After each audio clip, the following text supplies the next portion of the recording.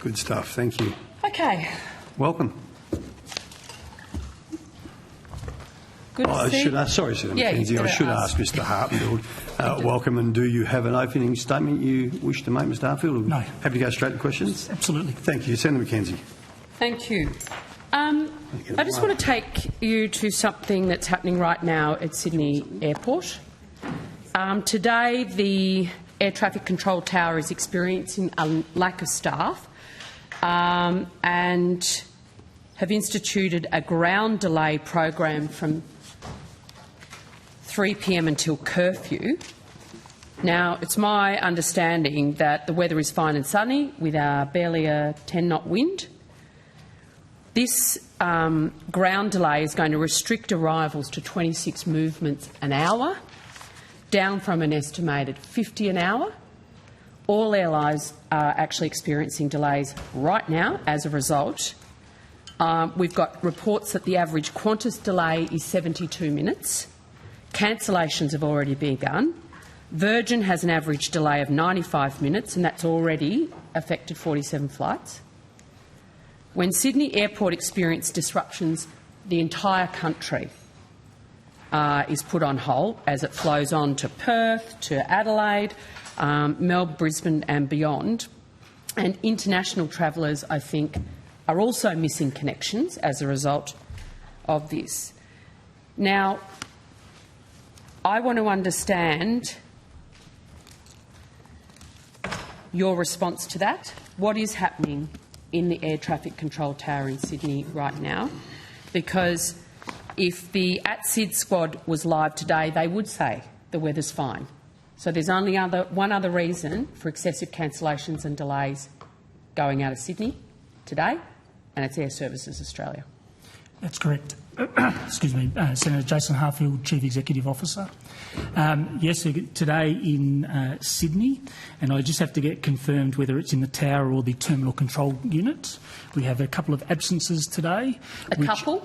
Two? Yes, two. My understanding is there's two absences that we haven't. Sorry. It is two in the tower. It is not the terminal control unit. As a result of that, we've had to adjust the acceptance rate into them because we haven't been able to replace them. So two have gone on unplanned absence. Where the hell are all our air traffic controls that we had? Sorry? Where the hell are they all gone? So we have... sorry, Senator. Sorry, sit there. So we have over about about 950 operational air traffic controllers. Where we are experiencing... So, Senator, I'll come back to finish the... Yeah, I mean, because it's pretty incredible that two people don't show up for work and the entire country is shut down. That's effectively what's happened here. Senator, what I completely accept that, and this is one of the issues that we're working through, that we have an unplanned absence during the day, and as a result of that, particularly when it happens in Sydney, it does have a cascading effect around the country because most aircraft, for most of the airlines, will rotate through Sydney multiple times a day. Yeah. And so as a result of that delay, it does cascade around the country. So I've just outlined the number of flights that have already been cancelled and delayed in Sydney right now, and that's going to be happening all afternoon and into the evening before curfew.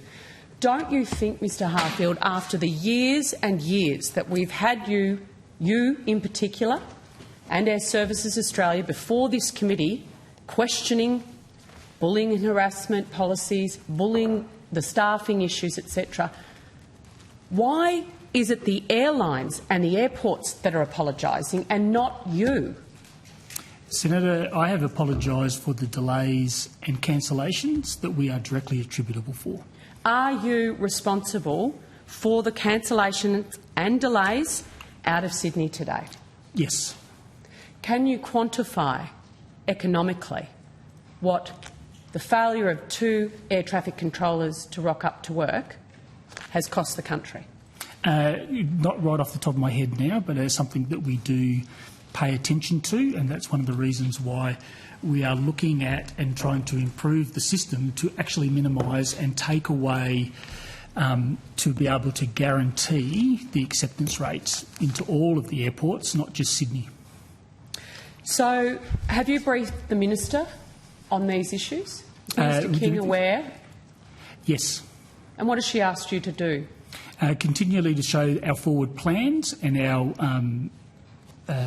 progress against those plans. We do that through our quarterly reporting on result of, and also based on our statement of expectation on how we are continuing to improve service delivery.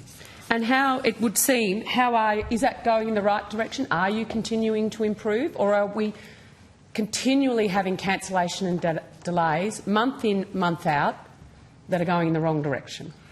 Senator, is that over the last 12 months we've continued to improve month on month, except for December, where that was a reversal of the trend that we have been on.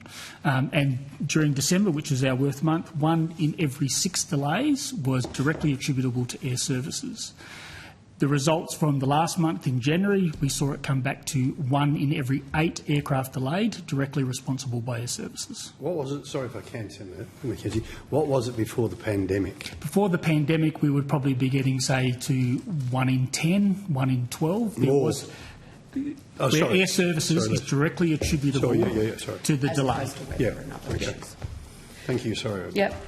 So the 2 major carriers are experiencing significant delays, as I said, one averaging 72 minutes, the other 95, with cancellations already being communicated to travellers today. The public are rightly concerned that you can't do your job. Australia's biggest international airport is crippled time and time again by your agency. At what point does the Labor government take responsibility, Minister Brown, and actually deliver? What we have seen, actually under the former government, was 140 air service controllers incentivised to take early retirement, and of course the government is talking with air services and also urging them to recruit and to train as fast as they can. But essentially we are now cleaning up what was left with the short-sighted decision to incentivise retirement for 140 air traffic controllers. How long ago was that, Assistant Minister Brown? 2020. Okay, so over 4 years ago. Well, it does take a long time. It's highly skilled. We've got the country being shut down right now. That's what we're actually talking about. Mr Harfield, when did you last brief Minister King? I provided an update to Minister King, written briefing, about 2 weeks ago. 2 weeks ago. Have you taken the opportunity to inform her of what's happening in Sydney Airport right now? I'm not sure whether the organisation had advised her of what was going on today, but where we have major disruptions, we do advise the office. So Sydney Airport is particular because it's already strangled by the curfew that caps movements at 80 an hour, and it can't actually catch up because the government has also sat on the Harris Review, which would have actually freed up slots to actually allow, when things like this happen, there is the ability to catch up on movements. Minister, will Catherine King actually order a review into the proper management of Airservices Australia that's holding our aviation industry and, more broadly, the country today to ransom? I would like to say, in regard to the Harris Review into Sydney Airport, which was commissioned by the former government, which you had for almost 2 years and did nothing with.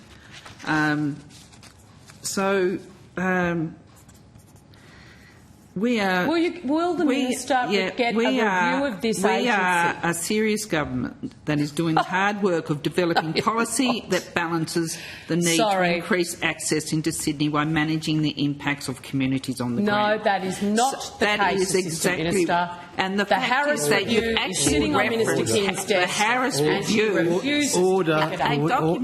Colleagues, everyone just resume your seats, please. I have to say that, so get your mics turned off. Can we just go back to my opening statement, and we'll give everyone the opportunity to ask any question they want, but I would urge, let's hear the question come out, and if we're not happy with the question, please feel free to ask another one. But let's not start shouting over each other.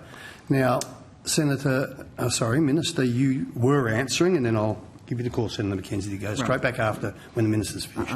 My apologies, Chair. That was for all of us, not specifically you. Right, thank you. All of us. And of course, when we are looking at the sector more broadly, of course, we have our aviation white paper, which, and this is about the reforms that need to happen. We've taken on. This government is serious around doing the hard work and getting the balance right in terms of the aviation sector. But I have to say, Senator McKenzie, to reference the Harris Review, of which your government commissioned, and they had it for 2 years and did nothing. That's actually not. I'm happy to address those comments by Assistant Minister. We did call for the Harris Review because we knew that was a problem. That's right. We had a little thing called COVID, and prior to losing the election, we had opened consultations on how to actually implement the Harris Review. That has all ground to an amazing halt on the tarmac from your government. And the reality is that right now we have 2 air traffic controllers go sick and the whole country stops. That's actually what's happening. And you can talk about the white and green paper process as much as you like, but right now businesses, families are all struggling with the fact that we've got Airservices Australia as an agency can't get its act together.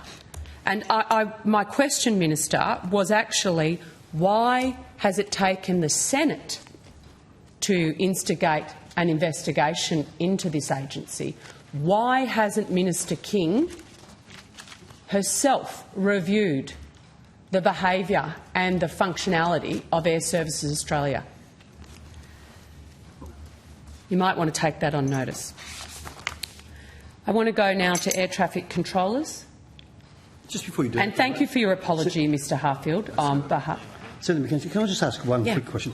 How long does it take the train and someone completely green to become a qualified air traffic controller? So if it takes somebody what I call off the street, so no private experience, it will take us 2 years to get them what I call operational, not sort of like a 5-year veteran. We sit there to get them on an operational. 2 years. 2 years. Okay, thank you. Thanks, Senator McKenzie. Thank you. So how many air traffic controllers have you recruited in 2023? If I 2023, could we just get the exact number? Don't have it on, but the aim was during 2023 that we would bring at least 80 air traffic controllers on. And you have a target of 140? 140. That you want to onboard? No, so we're actually trying to make sure that we have a pipeline that is between bringing on about 80 to 100 a year. Continually, because there's sort of year on year, because you end up getting not only retirements, but there's movement, but also to continue with growth. Okay, so how many trainees were accepted in 2023? And I'll get you that exact number, but what we've got to is that we will have about, off the top of my head, 50 qualified air traffic controllers on by June this year, by the end of the financial year, and another 40 on top of that by the end of the calendar year. So in the pipeline? Yeah, so it's in the pipeline. So I've received information from a number of applicants who went through around 6 months of screening processes. Correct. And in June last year you changed your guidelines and rejected some candidates. How many applications did this change affect? I'd have to take that on notice, Senator, to provide that. But that is the fact, that it's 6 months of screening? Usually by the time that we go put people through aptitude testing and then subsequent, after that aptitude testing, do interviews, it can take up to 6 months. So why were these applicants rejected without warning or explanation after going through that process? I need to take that on notice. I don't have that information. Mr Curran, do you know? Senator Peter Curran, Airservices Chief Customer and External Relations Officer. No, I don't know the specifics about the individuals that went through our screening process and at what stage they were. And I don't want to know, I don't want them identified, but I do want to know, as part of due process and natural justice, why you change a process and they're all of a sudden kicked out. Senator, just so that there were two streams of intake last year. One was previously experienced air traffic controllers, which we were using to supplement ab initios because it takes us 2 years. How did we deal with that versus the ab initio process? So we will break it up into those two particular streams. Okay, and the ADF and ASA are the only two registered training organisations for air traffic controller training, is that correct? In Australia, but Airservices is the only one accredited for civil air traffic control. Right. And where do you have to actually live to get ASA training? Can you do that anywhere? Can I log on? No, Senator. The only thing is our main training school is in Melbourne. Yep. And we do have an overflow to be able to do from Brisbane as well. Okay, so you can, but if I want to become an air traffic controller, do I have to move to Melbourne? When you become a trainee air traffic controller, you become an employee of Airservices, and for the period of your training, we take you down to either Melbourne or Brisbane before, and if you're what we would call an en route controller, you would be staying in either Brisbane or Melbourne anyway, or if you're a tower controller, you would go to one of our 29 towers. And how much would I be, when you say uprooted, is it sort of, how much am I getting paid? I would have to take, I noticed the exact thing from our Isn't trainee. it about $55,000? About that, but you'd also get allowances and all that sort of stuff because we would be relocating you for a period of time temporarily to Melbourne. So if shortages are in Brisbane, are you now running training in Brisbane to recruit locals? No, so what we would do is we have a general intake. And when people are coming on board, we would give them an indication to whether they would go to Brisbane or to Melbourne or to whatever tower.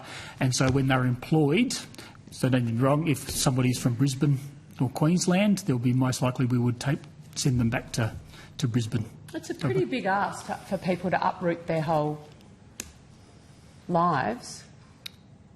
Yes, for that period of time. Do you think your selection and training processes might actually contribute to the fact that we can't get enough air traffic controllers through the system? That's something that we're reviewing all the time. Yeah, because it's not about just attracting to because we need to assess that because it takes you 2 years, you don't want somebody coming on that like after a year find out that they can't make the standard. As a result of that, they've just wasted a year of their life doing that. So, but isn't that your 6-month screening process should work? That's the idea, but that doesn't necessarily. That's why we have to continue to review that to make sure that we're getting the right candidates, and then also how do we get what we would call speed to competence. So how do we get them through without compromising standards? This is something we have to review all the time. How many fully qualified staff are employed as air traffic controllers? I'd have to take the exact number on notice, but it's something like... Why don't you give me a round number? So for operational air traffic controllers, so what I would call being able to work on the rosters, probably around about 950. 950? Yes. Yeah, 948 to be precise. To be air traffic controllers. Sorry? 950 people around the country, but 2 of them go down and we shut down the country. Yeah, this is a result of the way the system has evolved over the time, and this is something that we are trying to work through as rapidly as we can in the post-COVID world.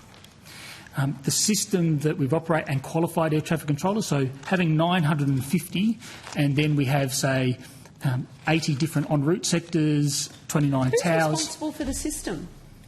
The system is something that's evolved over time, that's regulated by CASA and has been operated by Airservices in the licensing regime. If you wanted to change the system, wouldn't it just be CASA and you working out how to... And that's what we're working through now, because the system that we had pre-COVID, the industry was a much more stable and cyclical type environment. Out the back end of COVID, we found much more volatility. For example, domestic traffic could be at 100%, but when we get into the holiday period, it goes up to 120% and then drops down. I understand you provide CASA with weekly reports on monitored airspace interruption. Yep. Could you table those reports for this committee, please? Yes, we can. I don't have them with me now, but we can provide them. We'll look forward to having a look at those. So, Airservices Australia's contribution to delays and cancellations has been noted by the public and the media. It's appalling, and the most recent data shows that despite earlier progress in reducing interruptions, this progress has stagnated. What is the reason you can't get your act together? Senator, every estimates we have this conversation. Senator, this is where month on month we continue to work on improving the service. There's no magic silver bullet that changes. Improving. Yes, it is, Senator. Well, that's not the experience of the Australian travelling public. Are you saying the airlines are blaming you when they shouldn't be? No, I'm not saying that, Senator. I'm sitting there saying that in December we had our worst month from a continuing trend where 1 in every 6 aircraft delayed was directly attributable to Airservices. In January that changed to 1 in every 8 aircraft delayed was directly attributable to Airservices. So Qantas, in their submission to the government's white paper, has said Airservices, and I'm quoting, has not provided consistent services and was responsible for close to 20% of delays at the country's 4 biggest airports in the financial year 2023. The inconsistency of service is demonstrated by the concerning increase in events. Generally, it is used in countries with significant challenges providing air traffic control. For example, Afghanistan. So this is our largest airline saying the way you run your business on behalf of us is akin to how air traffic control is worked in a country like Afghanistan. What is your response to Qantas? My response to Qantas is that it's completely inaccurate and actually misleading. So it may have Please been, explain. So maybe 20 years ago, in the way that we may handle a service variation, that would have been the same protocols that may have been used in Afghanistan at that particular time, but that is not the case of what occurs today. Fortunately, Qantas operations do understand, but maybe other parts of Qantas don't. But the situation that occurs... It's pretty serious to put in a white paper document. That's Qantas's opinion, but it's not backed up by fact. Can I just clarify something, please? Yeah. I haven't seen the quote from Qantas. When was that quote come out? Have you got a copy just for the rest of the committee? So I'll have to get... It's the Qantas submission to the white paper, so I think it's public. I'm just trying to find when that... Everyone's nodding. I'm just so sorry. And if my staff can send me the page number, then we can... And I'm not running a protection racket for Qantas because I thought Qantas more than anyone in this building apart from Senator Sheldon. But if anything came under Mr Joyce's fingers, I'd be very questionable anyway. But let's just find out. Well, you still all vote against bringing Alan Joyce before the Senate to answer questions. Not me, I don't get a vote. So, you know. I don't get a vote. I don't even like the man. Anyway. We're on a unity ticket there. Has any other department, agency or authority ever expressed concerns regarding safety in relation to the serious lack of air traffic controllers and increasing the number of traffic information broadcast by aircraft events? Senator, just before I answer, I just want to just correct that last bit that you said. The traffic information broadcast by aircraft is an additional protocol that we put into place when we have a service variation in order to ensure safety is always maintained, because we actually set up what we call a temporary restricted area around the area to help protect. I just want to just make that clear on the table. Going back to your original question about me, places like CASA and all that always make sure that with the oversight that any concerns they have, and therefore we need to ensure that we provide the relevant information to show... Mr Harfield, I know you've got a lot of technical language, but the reality is what we're talking about, these type of events, is where pilots, the aircraft, is no longer talking to the air traffic control tower. They're just talking to each other. That's not correct, Senator. Are you sure? Absolutely, Okay. Senator. Why don't you explain what you're talking about? So when we have a service variation in en route airspace, it's not necessarily the tower, where we don't have the qualified air traffic controller to provide the service, we set up what is called a temporary restricted area. And we have a person to sit there, an operational person that monitors the airspace and decides whether somebody can enter the airspace or not and managed. At the same time, they provide a flight information service, which is no different. And we add an additional protocol, which is the traffic information broadcast by aircraft. And that means that the aircraft need to broadcast their position, no different to when they're flying into Class G or some regional ports. And that there means is that it's an extra layer of safety, because instead of the air traffic controller, the person being the only person that knows what's going on, it's making sure that Mr Harfield, let's be honest, the aircraft saying, cooey, I'm in this space, and other aircrafts going, oh, better not fly over there, there's another plane. They're not allowed to. They refuse to fly under those conditions. Isn't that correct? So you've set up a system that our airlines refuse to fly under. In some cases, they make the decision, it's the operational decision of the airline where they do, but some airlines and aircraft do fly through. It's their choice. That's true. Page 82, Chair, for your benefit. Now, as we know, the Broderick Review, I want to go to the culture of bullying and harassment within ASA that we've actually traversed many times in this committee over many, many years. Once again, we're back here discussing the dysfunction of Airservices Australia. Your recent report into the progress or lack thereof in reducing bullying and harassment does not paint a good picture for your agency. There's a lack of trust in the decision-making, and that's a direct quote from the Broderick Progress Report.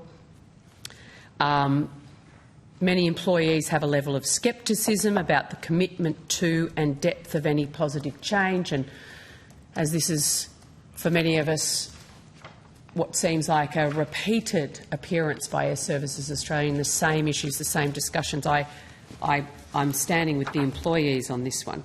Why do you think your employees feel that way? Senator, the environment that we're operating in, the changes that continued through COVID. We have a workforce that during COVID came under significant amount of pressure because we had to continue to operate. We have to continue to operate whether there's 0 aircraft flying or 1,000.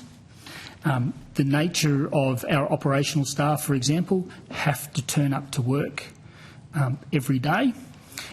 They don't have the ability to work remotely. Mr Harfield, this was conversations about a lack of trust in the decision-making at Airservices.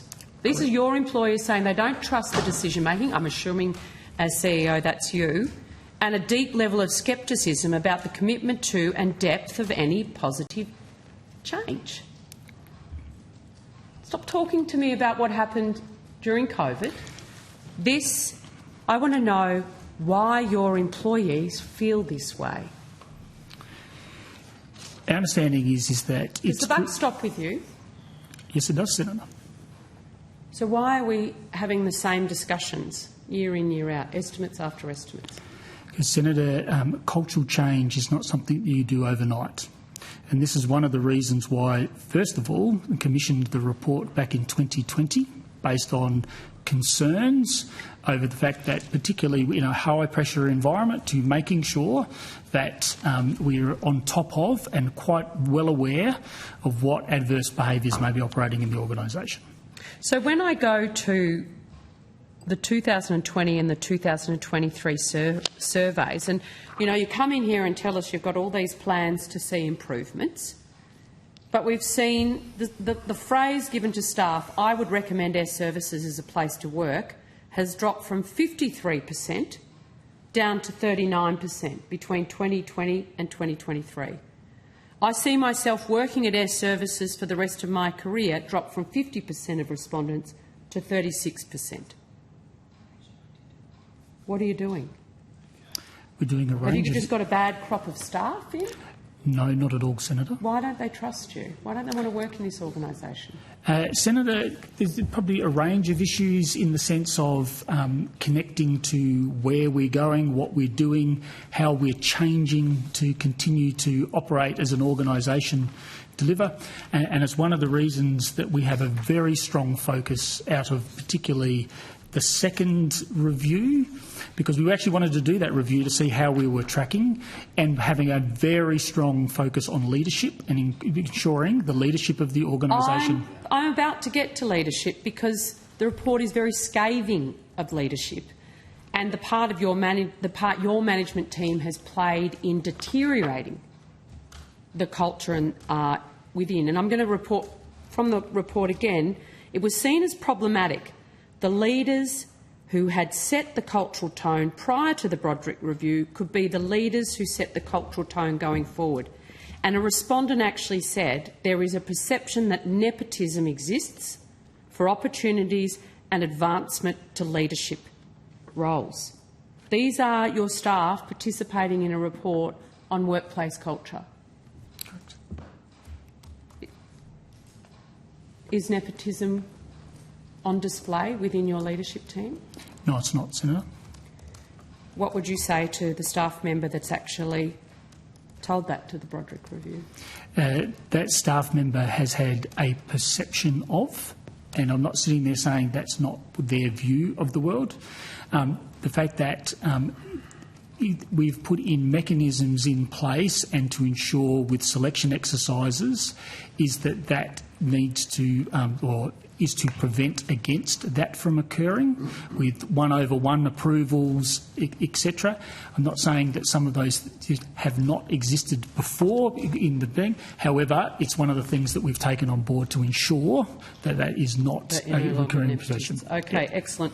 Another respondent in the most recent survey said there remains a lack of psychological safety within Airservices. Now, that's a pretty serious allegation. That require, in an agency where air traffic controllers have to be both physically and mentally healthy, a lot of people are relying on them to do their job properly, to be safe. Are you aware that some of your staff think it's psychologically unsafe to be part of this agency? Yeah, Senator, I just want to make sure that we get the definition of psychological safety correct. And that's really the permission for candour, being able to speak up and say you're, and being able to have that conversation, as opposed to psychosocial safety. One of the things that came out of the Broderick review, first the 2021, as well as the update, is how strong our safety culture is in the organisation and how much all of our staff look at the safety side. The psychological safety is one of the reasons why we're putting a very big effort into our leadership team so that they can create the environment for candour and for people to speak up and have the discussion and have the debate. What is the total number of complaints received of bullying and harassment in 2023? So for 2023, not just for bullying and harassment, for all of there were 243 cases raised. Out of those 243, they were resolved through support and advice because people felt that they had been bullied, harassed, or there had been misconduct. That was 174 went there, or 72%. Out of that, suspected misconduct was 69, or 28%. Out of those 69, 5 were unsubstantiated. 32 of those were resolved through non-investigative resolution, such as mediation or resolving the particular issue. 15 of those went to formal investigation. Out of those 15 that went to formal investigation, 9 are still under investigation, 6 resulted in a breach, and with those 6, 3 resulted in a written warning and 3 resulted in total remedial training and formal counselling. 243 cases of issues raised by people. I appreciate that. But 28%. Sorry. So 28% was suspected misconduct. Only 15 of those went to formal investigation. If I can just clear this up, of the 243, were there repeat offenders in that, or was it? No. So 243 were the times that people have raised saying that Sure, suspect misconduct or whatever. Yeah. I don't know whether they'll repeat or whatever. So, given the poor performance of the agency as outlined, has the Minister raised any concerns with you? The Minister has raised through statement of expectations and in previous correspondence concerns they have, and seeking assurance to what we are doing about it, and we report against them, including the culture review, including our service provision. So the statement of expectation, but anything more specific? There was the Minister wrote to the Chair back in March last year, I think it was, raising concerns, and then also through our normal corporate planning process subsequently, and we continue to report on those issues. And so the Minister is aware of the 243 cases? That one there will come in our quarterly report, end of year quarterly report, but we report those statistics. Has CASA ever raised concerns regarding the safety of airspace management, given the ongoing crisis? There's constant monitoring and constant discussion and making sure that we're putting in the appropriate protocols. That's one of the reasons why we report regularly on a weekly basis. I also provide a further report direct to CASA on a monthly basis overall. It's part of the normal oversight. So CASA doesn't formally have any concerns? Chronic unease, but that's a matter for CASA. Chronic unease. It's like anything with aviation safety. We've all got a continued chronic unease. We never take it for granted, Senator. But in terms of implementing the types of processes we spoke of earlier that Qantas has raised concerns within their submission, where you've got aircraft broadcasting to an area their position and not directly, rather than going through air traffic control, that's of extreme safety concern, which is why the airlines refuse to operate under those conditions that your agency says they have to, because you can't get people into work. Senator, some of the characterisation there isn't exactly what is actually occurring. However, that is something that we continue to monitor, and CASA's concern, quite rightly, is that those protocols that we put into place are not normal business protocols, and making sure that we're putting things in place, and our current rectification program are removing the need to utilise those on a regular basis. Now, Mr Harfield, I've only got one final section of questions, and I know other senators are keen to get on with it. But we've traversed today's failure, which has effectively shut the country down because no one can get in or out of Sydney Airport because 2 people didn't rock up for work today. We've got the ongoing issue over multiple reports of the culture of bullying and harassment in your organisation, and you trot in here and you give us the same lines year in, year out. We've got the training debacles. How long have you been CEO for? About 8 years, Senator. 8 years? What's your remuneration? Off the top of my head, can I refer you to the our annual report, because it's reported in there. It's in the order of 950 total remuneration. I think you'll find it's over $1 million. It's not what's reported. No, it's not. It might not be what's reported. Sorry? But I think... no, it's not. My remuneration. Are you actually going to quibble with the committee the difference between getting paid a little over $1 million and a little under $1 million?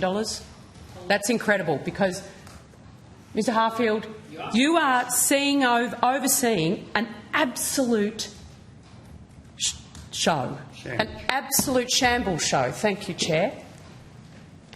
And you are being paid in excess of $1 million. That's double what Prime Minister Albanese is being paid. It's akin to the department of, Mr Moriarty in DFAT. And what my point is, this guy cannot get one KPI right, and the Australian public is forking out close or just over $1 million a year for the privilege of this disaster. So, given the performance of your organisation over recent years, how would you rate your own performance? Senator, if you look at the overall performance of the organisation, is that I would be giving it a B, and considering that we are continuing to change the system to adapt to a different environment, it is about continuing to work through those particular issues. Are there any bonuses attached to that salary? No, there is not. What about clauses that reduce your package should you or your organisation not meet the KPIs and benchmarks that are frequently set? No, there's not, Senator. There's no...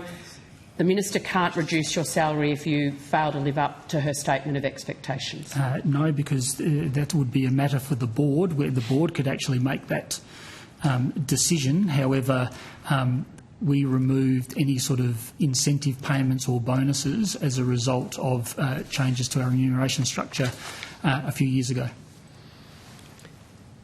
When is your job up for renewal? Next month. Next month. Have you had any conversations with the Minister about reappointment? No, Senator, because the board makes a determination and a recommendation to government and the cabinet process. So has your chair, your board, sent that recommendation to the Minister? That is my understanding, yes. And what is their recommendation to Minister King about your reappointment? That's for a matter for cabinet, Senator. Well, no, it's not before Cabinet. I'm asking a decision of the ASA board. What was the decision of the ASA board? They made a recommendation to reappoint me. Sorry? They made a recommendation to reappoint me.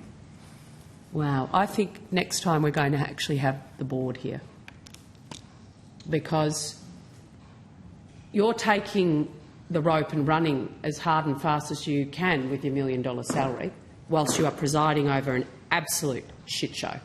Let's be frank. And your board is reappointing you, despite on every metric of what would be a successful Chief Executive Officer's behaviour, you're failing. So that's gone up to Minister King? My understanding is in the cabinet process. Minister Brown, do you think this guy needs to be reappointed? After everything you've heard, estimates in and estimates out. The government has made their expectations clear to Airservices Australia, and on the point around the government also expects them to ensure a safe working environment. But we know that the aviation has not been delivering the outcomes Australians expect, with higher cancellation rates and more delays to services. But I think that is the position that is now part of a cabinet process, and I can't respond to that. No, but you could tell your senior minister that you've been here, you've seen what a debacle it is, and she should not take the board's recommendation, or at least make the board attach improvements to KPIs to salary. Because Mr Harfield is on next to $1 million. It's double the Prime Minister. And the accountability just isn't there. As I said, the Australian government has made their expectations clear to Airservices Australia, and I can't comment on your question. It's part of the cabinet process. From ASA here.